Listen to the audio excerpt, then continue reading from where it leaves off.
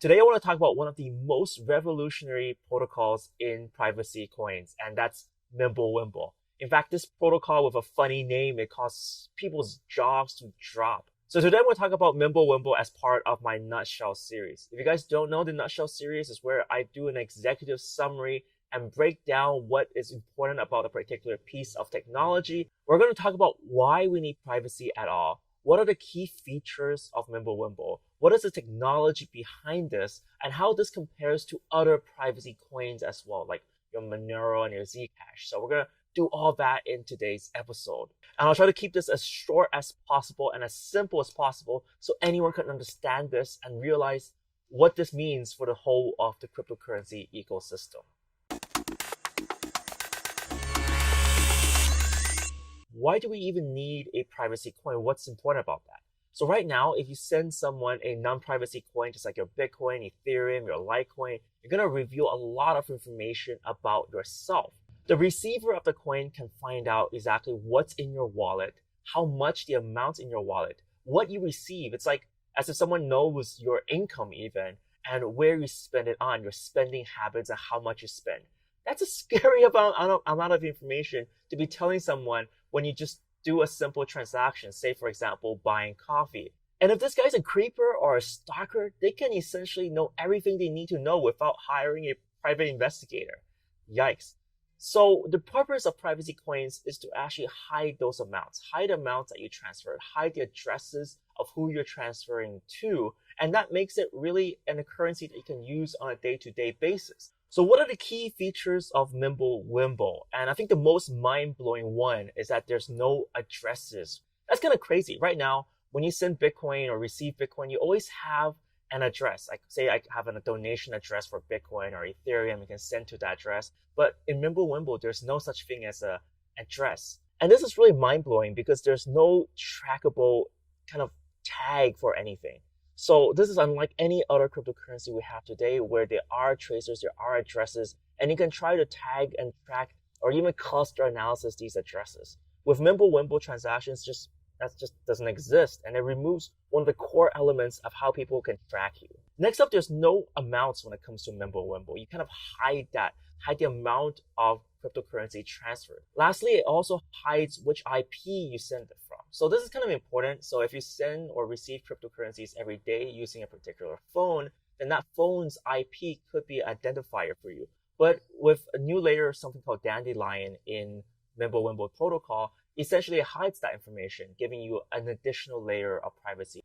So what was the technology behind this that makes it possible? Is it super complicated? Is it some crazy equation? Actually, it wasn't. It was something super simple. And when this paper was published, people's minds were just blown at how simple and elegant the solution was. And the way the paper was published and all these funny names here, it's all textbook movie material. It was published just like how Satoshi Nakamoto published the Bitcoin paper anonymously, and we don't know who is the actual real person behind the MimbleWimble protocol. It's published under a name called Tom Elvis Judicor, butcher the name. It's from Harry Potter, and yet again, MimbleWimble, the name is also a reference to a spell, a tongue-tying curse. So beyond the funny names, what is the core technology? So one of the core technologies here is that instead of signing a transaction with your own signature, you make a new signature every time you sign a transaction. So that signature is really your identifier, that's your address, and that's what makes you trackable. With MimbleWimble, what you do is you use a little bit of funky mathematics to combine signatures from the receiver and from yourself, and to create a new signature, it hides your actual address. So that's why there's no addresses when it comes to MimbleWimble. It's all mathematically generated on the spot. That's the first piece. So what else does it use? It uses the second piece of confidential transactions. This idea has been floating around in cryptography for a while, and it's an idea that you can hide the amounts transferred so long as the inputs and the outputs, they subtract to zero. So as long as you know that particular bit of information, and the mathematics of this is just really complicated, but as long as you know that bit of information, you can hide the amounts transferred. Now, we already see confidential transactions being proposed for Bitcoin or for other cryptocurrencies, but how MimbleWimble uses it is it uses it to the next level. Not only does it do this for a particular transaction, but it does it for the entire block as well. So when you see Bitcoin transactions being packed in a block that includes all the transaction information, MimbleWimble says, let's discard all that transaction information and just make sure that the inputs and outputs, they kind of subtract to 0. That sounds crazy complicated, but let's give you an example. Let's say, for example, I withdrew some Grin from the KuCoin exchange. And, maybe I sent a little bit of that to Omar, my friend, and then Omar sends it back to KuCoin.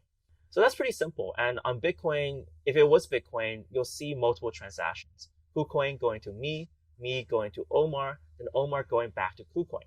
And that way I can be identified, Omar can be identified, and our names will be exposed.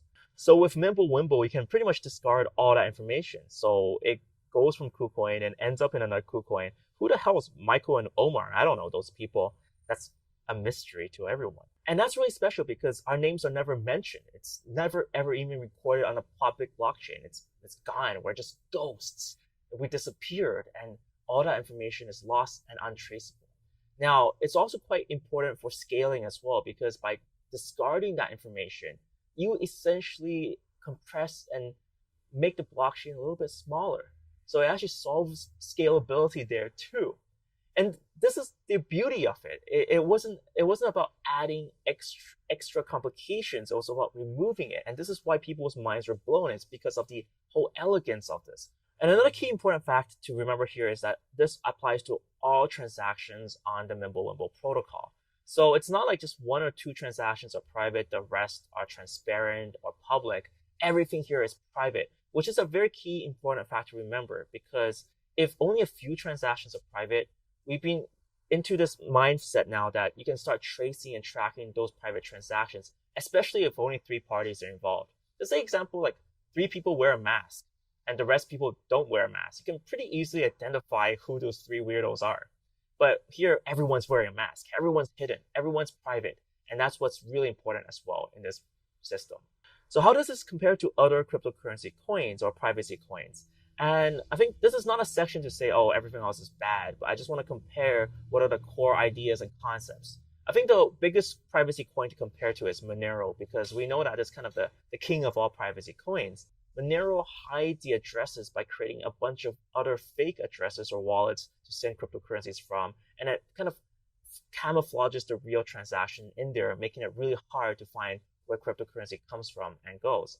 I think the main advantage of the MimbleWimble approach is that it's smaller. So every block, because it just contains the inputs and outputs and discards the information in between, it is much, much smaller and you can pack more, you can scale a little bit better.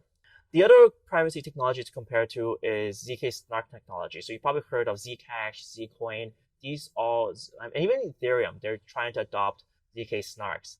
And ZK Snarks are a brilliant piece of kind of cryptography and mathematics, but the kind of key disadvantage is that it relies on something called a trusted setup.